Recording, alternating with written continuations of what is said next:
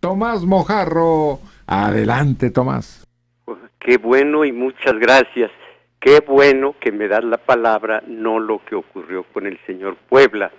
Pues la escandalera de la política se desató en los 4 puntos cardinales, pero esta vez voy a referirme a Manuel Bartlett, el controvertido político que en cuanto priista que era, como también secretario de Gobernación, desempeñó un papel relevante, fundamental en el proceso electoral de 1988, que dio un dudoso triunfo a Carlos Salinas sobre Cuauhtémoc Cárdenas. Ahí se generó entre las llamadas izquierdas un agravio que todavía persiste hoy día. Los perredistas siguen dolidos por lo que ocurrió en el 88, veintitantos años después. Pues sí, pero como para calcular lo elásticos que en el terreno de la política suelen resultar valores, principios, lealtades, convicciones, ahora resulta que la cúpula del PRD coquetea con la posibilidad de postular al mismo Bartlett de la caída del sistema como su candidato al Senado. Caramba, como el hermano del señor de los quesos también a una diputación. Es pragmatismo puro. Y pues porque no se nos muera la memoria histórica, recuerdo ahora que años más tarde, del 88, los reporteros interrogaron sobre la caída del sistema a quien por aquel entonces era el presidente, Miguel de la Madrid. Le preguntan, ¿a qué hora empezó usted a enterarse, el 6 de julio, de que las cosas venían mal? Él contestó, después del mediodía. ¿De dónde lo supo? De Gobernación. Bartlett directamente me dice, oye, las cosas están saliendo muy negativas, las cosas vienen mal. Dije, ¿vamos a perder? No, pero ya como a las 7 de la noche me avisó que el DF estaba muy mal, que estaba muy mal el Estado de México y también Michoacán. Entonces fue cuando me dijo, no puedo dar estas cifras porque estarían muy ladeadas, y aunque después sigan las cifras de otros estados en donde nos vamos a recuperar, si damos desde el principio la tendencia a favor de Cuauhtémoc, pues después no nos van a creer. Le pregunta el reportero, ¿fue una decisión que él, Bartlett, tomó, esa de diferir la entrega de cifras? Bueno, no, contesta de la Madrid, me consultó y estuve de acuerdo. Esa fue una visión y una declaración de Miguel de la Madrid. Vino después la opinión de Miguel González Avelar, priista de toda la vida, y dice, en 1988 las autoridades no actuaron de manera irresponsable. Ellas hicieron una proyección muy optimista de la capacidad tecnológica que estaba a su disposición. Lo que realmente ocurrió es que hubo tal flujo de información que el sistema se asolvó.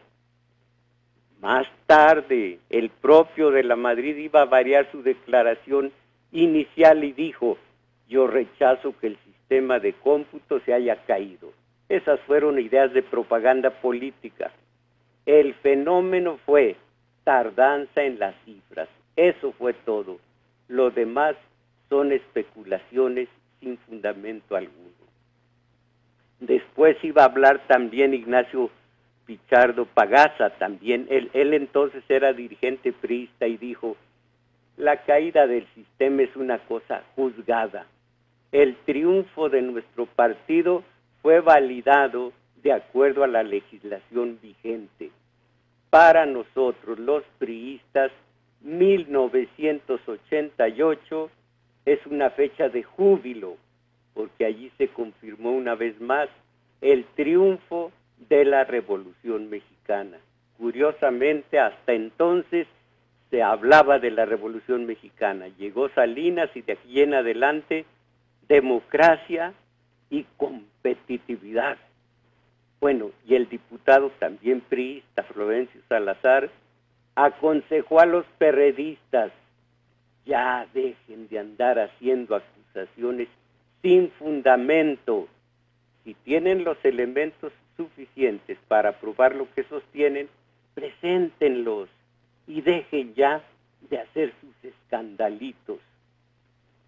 Y como remate, como conclusión al escándalo de aquel entonces, el PRI y el PAN, aliados, como en tantas otras, como en el FOBAPROA y PAB y demás, aliados para la quema de los paquetes electorales. Y la justificación del panista Diego Fernández, que por aquel entonces se erigió en el jefe, y al que le decían la ardilla porque no salía de los pinos. Diego Fernández de Ceballos, representante del panismo, dijo respecto a la quemazón, iba a decir, la quema de los paquetes electorales: mi partido respaldó la propuesta del PRI para incinerar las casi 10 toneladas de paquetes electorales, porque ya nada representan y nada significan. A la historia nadie la puede reformar. Por eso nos pronunciamos porque se destruyan los paquetes. Hoy, ese mismo protagonista del escándalo de 1988, ese Manuel Bartlett, es posiblemente candidato del PRI, del PRD, de las izquierdas, de Nueva Izquierda, de todos ellos, a una senaduría. La memoria histórica, como para que sepamos lo chicloso, lo endeble, lo elástico que puede ser el criterio de...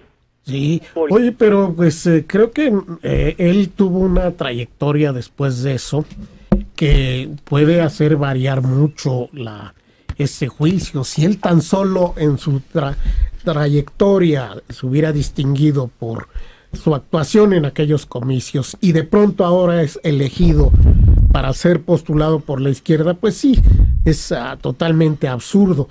Pero él empieza una tarea de defensa del petróleo y de la propiedad del Estado del petróleo que lo distingue en su partido, al grado que lo margina. El hecho es que ni locos lo vuelven a postular dentro del PRI, y tan es así que el propio Cuauhtémoc, pues haciendo un poco de tripas corazón, pues aparece en actos públicos con él, ya que coincide totalmente con la defensa del patrimonio nacional. Creo que hay que decir eso, y no solo el hecho de que pues en aquella época fue malo y ahora es bueno. En eso tienes mucha razón, porque Cuauhtémoc Cárdenas, ahora, cuando ocurre esta situación y cuando la probabilidad de que tenga un escaño por parte del PRD, Cuauhtémoc Cárdenas dijo: Bartlett libró una lucha en defensa del petróleo. Si llega al Senado, que siga con el mismo empeño. En ese momento sí se ve esa trayectoria tan distinta en lo que se refiere a un Bartlett tan cercano al PRD como Arturo Núñez, que era priista y que intentaba llegar a la presidencia a la gubernatura de Tabasco, y ahora está tan cerca del PRD, parte del PRD y cerca de Nueva Izquierda. En eso tienes razón. Pues muchas gracias. Igualmente.